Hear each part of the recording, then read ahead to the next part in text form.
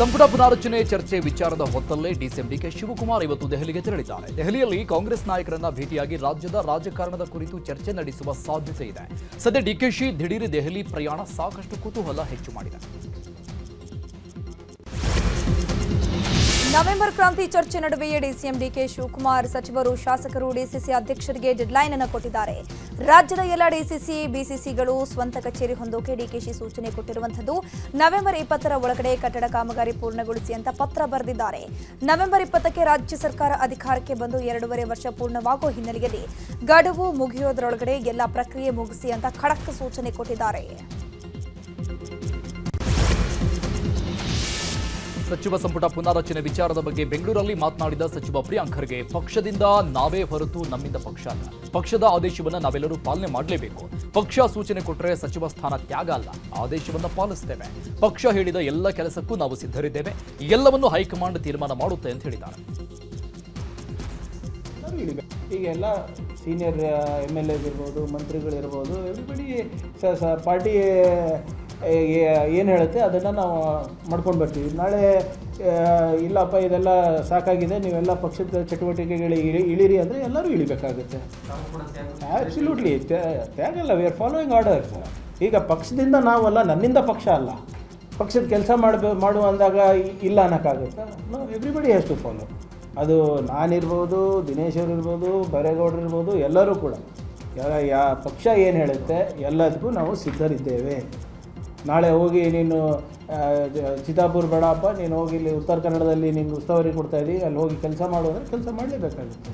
ಹೀಗೆಲ್ಲ ಸೀನಿಯರ್. ಇನ್ನು ಸಂಪುಟ ಪುನಾರಚನೆ ಮಾಡಲು ಸಿಎಂಗೆ ಅಧಿಕಾರವಿದೆ. ಸಿಎಂ ಕೆಪಿಸಿಸಿ ಅಧ್ಯಕ್ಷರು ಹೈಕಮಾಂಡ್ ಯಾವುದೇ ನಿರ್ಧಾರ ತೆಗೆದುಕೊಂಡ್ರೂ ನಾವು ಅದಕ್ಕೆ ಬದ್ಧರಾಗಿದ್ದೇವೆ ಅಂತ ಹೇಳಿದರು. ಸನ್ಮಾನ್ಯ ಸಿದ್ದರಾಮಯ್ಯನವರು ಕಿತ್ತೂರು ಉತ್ಸವಕ್ಕೆ ಬಂದಿದ್ದರು. ಬಂದಂಥ ಸಂದರ್ಭದಲ್ಲಿ ಹೈಕಮಾಂಡ್ ನನಗೆ ಸೂಚನೆ ಕೊಟ್ಟಿದೆ, 2.5 ವರ್ಷಕ್ಕೆ ಸಂಪುಟ ವಿಸ್ತರಣೆಯನ್ನು ಮಾಡಬೇಕು ಅಂತ ಹೇಳಿ ಈಗಾಗಲೇ ನನಗೆ ನಿರ್ದೇಶನ ನೀಡ್ಯಾರ ಅಂತ ಹೇಳಿ.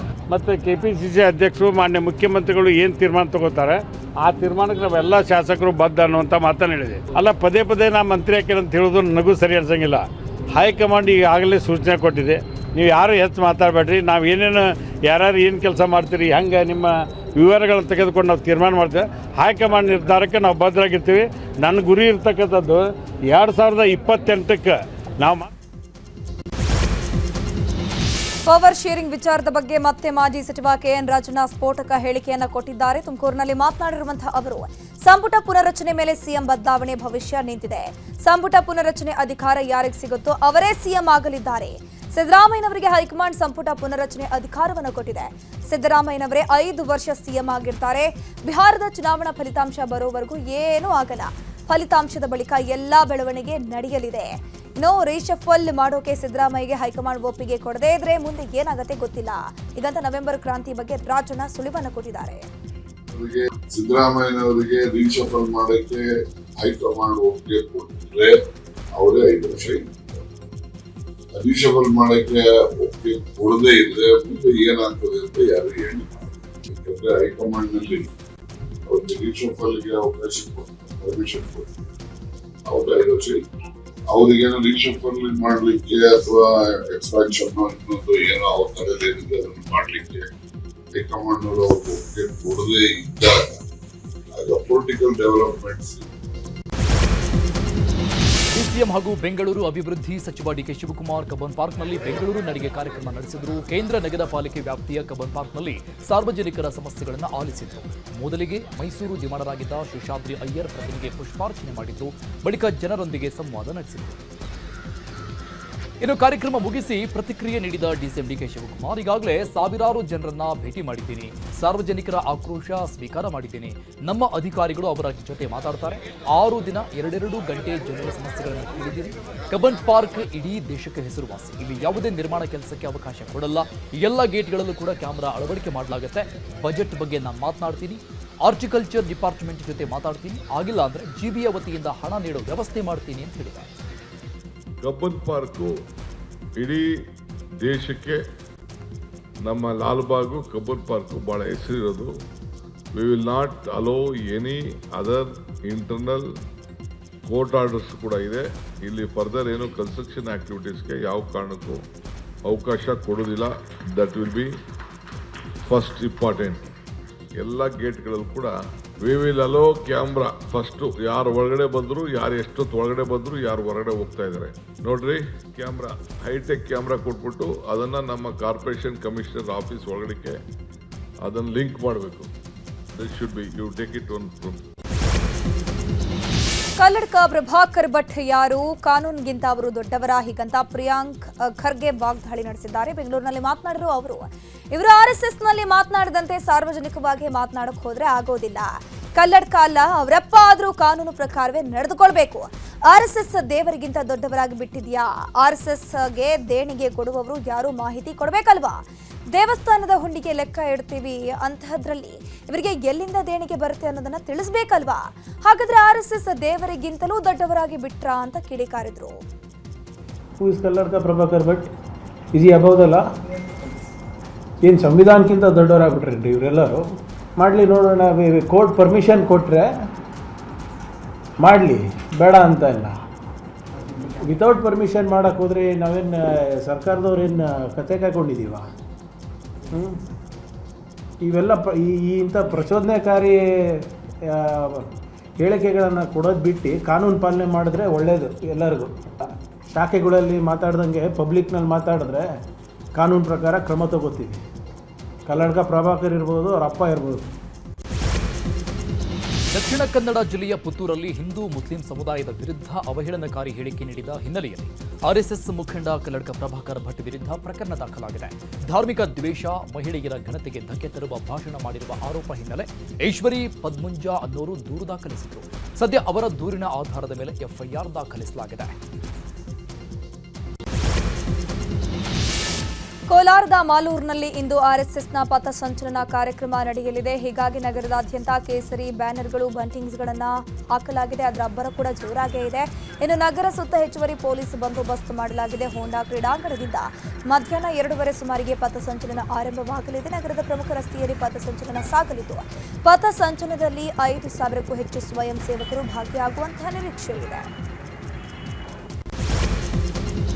ಕಲಬುರಗಿಯ ಚಿತ್ತಾಪುರದಲ್ಲಿ RSS ಪಥಸಂಚಲನದ ಬಗ್ಗೆ ಪರ ವಿರೋಧದ ಚರ್ಚೆಗಳು ಎದ್ದಿವೆ. ಅಥವಾ RSS ಪಥಸಂಚಲನಕ್ಕೆ ಗೊಂಡ ಕುರುಬ ಸಮಾಜ ವಿರೋಧ ಮಾಡುತ್ತಿದ್ರೆ, ಇತ್ತ ಪಥಸಂಚಲನಕ್ಕೆ ಕೋಮರಾಜ್ ಭೀಮಗೊಂಡ ಕುರುಬ ಸಂಘದಿಂದ ಬೆಂಬಲ ನೀಡುತ್ತಿದ್ದಾರೆ.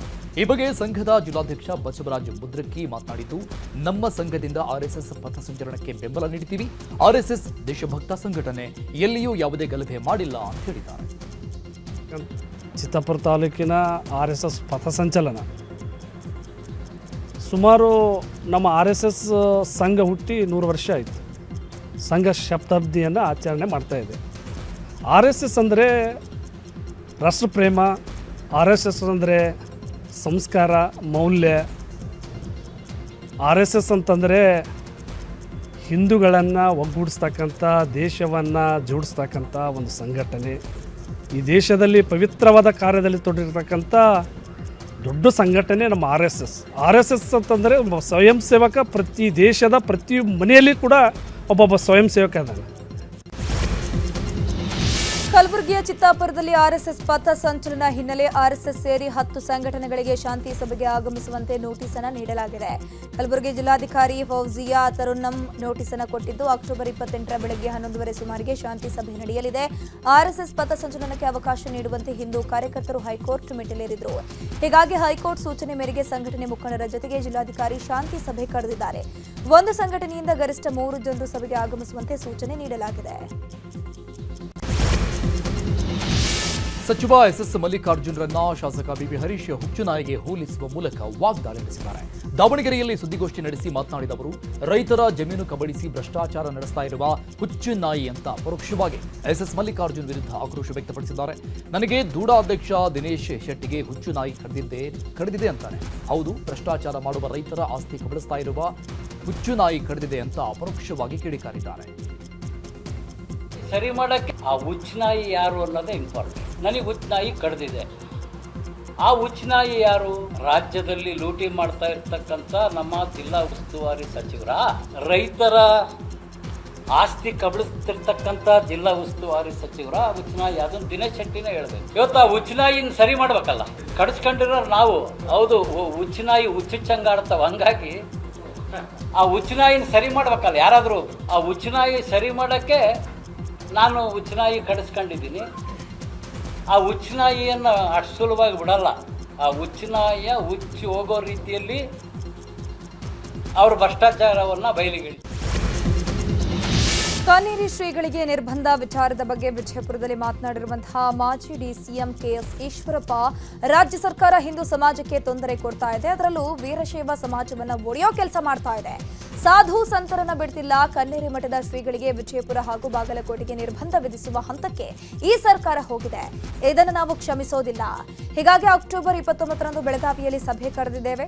ಸಭೆಯಲ್ಲಿ ಯತ್ನಾಳ್, ಅರವಿಂದ್ ಬೆಲ್ಲದ್, ಇನ್ನು ನಾರಾಯಣ ಬಾಂಡೆಗೆ, ಈರಣ್ಣ ಕಡಾಡಿ, ಅದರ ಜೊತೆಗೆ ಪ್ರತಾಪ್ ಸಿಂಹ ಸೇರಿ ಹಲವರು ಅವರಿಗೆ ಕರೆ ಕೊಟ್ಟಿದ್ದೀವಿ. ಅವರು ಭಾಗಿಯಾಗ್ತಾರೆ. ಅಂದು ಮುಂದಿನ ಹೋರಾಟದ ಬಗ್ಗೆ ತೀರ್ಮಾನಿಸ್ತೇವೆ ಅಂತ ಹೇಳಿದ್ದಾರೆ. ಅವರು ಕನ್ನೇರಿ ಸ್ವಾಮಿಗಳಿಗೆ ನಿರ್ಬಂಧ ಹಾಕಿರೋದನ್ನ ಯಾವ ರೂಪದಲ್ಲಿ ಪ್ರತಿಭಟನೆ ಮಾಡಬೇಕು ಮತ್ತು ರಾಜ್ಯ ಸರ್ಕಾರ ಆ ನಿರ್ಬಂಧವನ್ನು ವಿಡ್ರಾ ಹೇಗೆ ಮಾಡಬೇಕು, ವಾಪಸ್ ತಗೋಬೇಕು, ಇದ್ರ ಬಗ್ಗೆ ಚರ್ಚೆ ಮಾಡೋದಕ್ಕೋಸ್ಕರ ಬೆಳಗಾಂನಲ್ಲಿ ಇದೇ 29ನೇ ತಾರೀಕು ಬೆಳಗ್ಗೆ 11 ಗಂಟೆಗೆ ವೆಲ್ಕಮ್ ಹೋಟ್ಲಲ್ಲಿ ಒಂದು ವಿಶೇಷವಾದ ಸಭೆ ಕರೆದಿದೆ. ವೀರಶೈವ ಮತ್ತು ಲಿಂಗಾಯತ ಸಮಾಜದ ಪ್ರಮುಖರುಗಳು ಆ ಸಭೆಯಲ್ಲಿ ಭಾಗವಹಿಸ್ತಾ ಇದ್ದಾರೆ. ಬೆಂಗಳೂರು ದಕ್ಷಿಣ ಜಿಲ್ಲೆಯ ಚನ್ನಪಟ್ಟಣ ತಾಲೂಕಲ್ಲಿ ಜೆಡಿಎಸ್ ಕಾರ್ಯಕರ್ತರ ಸಭೆ ನಡೆಸಲಾಗಿದೆ. ಬೈ ಎಲೆಕ್ಷನ್ ಸೋಲಿನ ಬಳಿಕ ಚನ್ನಪಟ್ಟಣದಲ್ಲಿ ಜೆಡಿಎಸ್ ಸಕ್ರಿಯವಾಗಿತ್ತು. ಜೆಡಿಎಸ್ ಯುವ ನಾಯಕ ನಿಖಿಲ್ ಕುಮಾರಸ್ವಾಮಿ ನೇತೃತ್ವದಲ್ಲಿ ಸಭೆ ನಡೆಸಿದ್ದು ಮುಂದಿನ ಪಕ್ಷದ ಸಂಘಟನೆಗಳ ಬಗ್ಗೆ ಚರ್ಚೆ ನಡೆಸಲಾಗಿದೆ. ಇನ್ನು ಸಭೆಯಲ್ಲಿ ಚನ್ನಪಟ್ಟಣ ತಾಲೂಕು ಜೆಡಿಎಸ್ ಅಧ್ಯಕ್ಷ ಎಚ್.ಸಿ. ಜಯಮುತ್ತು ಸೇರಿ ಚನ್ನಪಟ್ಟಣದ ಜೆಡಿಎಸ್ ಮುಖಂಡರು ಹಾಗೂ ಕಾರ್ಯಕರ್ತರು ಕೂಡ ಭಾಗಿಯಾಗಿದ್ದರು. ಕುಮಾರಸ್ವಾಮಿ ಬಗ್ಗೆ ಡಿಕೆ ಶಿವಕುಮಾರ್ ಹೇಳಿಕೆ ವಿಚಾರದ ಬಗ್ಗೆ ರಾಮನಗರದಲ್ಲಿ ಮಾತನಾಡಿರುವಂತಹ ಜೆಡಿಎಸ್ನ ಯುವ ನಾಯಕ ನಿಖಿಲ್ ಕುಮಾರಸ್ವಾಮಿ ಅವರ ಕೆಲಸದ ಬಗ್ಗೆ ರಾಜ್ಯದ ಜನರಿಗೆ ಗೊತ್ತಿದೆ. ಬಿ ಖಾತಾ ಟು ಎ ಖಾತಾ ಮಾಡೋಕೆ 100 ದಿನಗಳ ಕಾಲ ಫಿಕ್ಸ್ ಮಾಡಿದ್ದಾರೆ. ಈ ಹಿಂದೆ ಕಡಿಮೆ ಹಣ ಕೊಟ್ಟು ಸೈಟ್ ತೆಗೆದುಕೊಂಡಿದ್ರು. ಆದ್ರೀಗ ಎಸ್ಆರ್ ವ್ಯಾಲ್ಯೂ ಬೇರೆ ಬೇರೆ ಇದೆ. ಮಧ್ಯಮ ವರ್ಗದ ಜನರು ಅಷ್ಟು ದುಡ್ಡು ಕೊಟ್ಟು ಹೇಗೆ ಮಾಡಿಕೊಳ್ತಾರೆ? ಬಡವರಿಂದ ಲೂಟಿ ಮಾಡೋಕೆ ಹೊರಟಿದ್ದಾರೆ. ಸರ್ಕಾರದ ಬಳಿ ಗುಂಡಿ ಮುಚ್ಚೋಕೆ ಹಣ ಇಲ್ಲ. ಡಿಕೆಶಿ ಭವಿಷ್ಯ ನುಡಿಯೋಕೆ ಅವರು ಯಾರು? ಭವಿಷ್ಯ ನುಡಿಯಲು ಅವರೇನು ಜ್ಯೋತಿಷಿಗಾರರ? ನಮಗೂ ಟೈಮ್ ಬಂದೇ ಬರುತ್ತೆ ಅಂತ ಹೇಳಿದ್ದಾರೆ. ಪಾಪ ಉಪಮುಖ್ಯಮಂತ್ರಿಗಳೇನು ದೊಡ್ಡ ಪ್ಲಾನ್ ಇಟ್ಕೊಂಡು ಹೊರಟಿದಾರಲ್ಲ, ಇದರಿಂದ ಪಾಪ ಸರ್ಕಾರಕ್ಕೆ 1 ಲಕ್ಷ ಕೋಟಿವರೆಗೂ ಆದಾಯವನ್ನ ಉತ್ಪಾದನೆ ಮಾಡಬೇಕು ಅಂತಕ್ಕಂಥದ್ದು ಯಾರು ಹೊಟ್ಟೆ ಮೇಲೆ ಹೊಡೆದು? ಬ್ಯಾಂಕ್ ಲೋನ್ ಸಿಗುತ್ತೆ, ಖಾತಾಗ ಹೋಗ್ಬಿಟ್ರೆ ಇವೆಲ್ಲ ಪಾಪ ನೆನೆ ಹೇಳಿದ್ದಾರೆ. ಹೌದಪ್ಪ, ಸಂತೋಷ, ಬ್ಯಾಂಕ್ ಲೋನ್ ಸಿಕ್ಲಿ. ಆದ್ರೆ 3 ಲಕ್ಷ 5 ಲಕ್ಷ 10 ಲಕ್ಷ ಎಲ್ಲಿಂದ ಕಟ್ತಾರೆ? ಇವತ್ತು ಇಲ್ಲಿ ಗುಂಡಿ ಮುಚ್ಚಲಿಕ್ಕೆ ದುಡ್ಡಿಲ್ಲ ಸರ್ಕಾರದ ಹತ್ರ. ಈ ರೀತಿ ಜನಗಳ ಮೇಲೆ ವಸೂಲಿ ಮಾಡಿ ಈ ದಂಧೆಯನ್ನ ಮುಂದುವರಿಸಿ ಹಗಲು ದರೋಡೆ ಮಾಡಿ ಇವತ್ತು ಜನಗಳ ಮೇಲೆ ಒತ್ತಡವನ್ನ ಏರಿ ಅವ್ರ ದುಡ್ಡನ್ನೇ ವಾಪಸ್ಸು ಇದನ್ನ ಬೇರೆ ಬೇರೆ ಕಡೆ ಪಾಪ ಕೊಟ್ಟಿದಾರಲ್ಲ. ಇವತ್ತು ಮಾತುಗಳು ಉಳಿಸ್ಕೋಬೇಕಲ್ಲ, ಜನ ಉಳಿತಾ ಇದಾರಲ್ಲ, ಗುಂಡಿ ಮುಚ್ಚಿ ಕೂತಿದ್ದೀರಾ?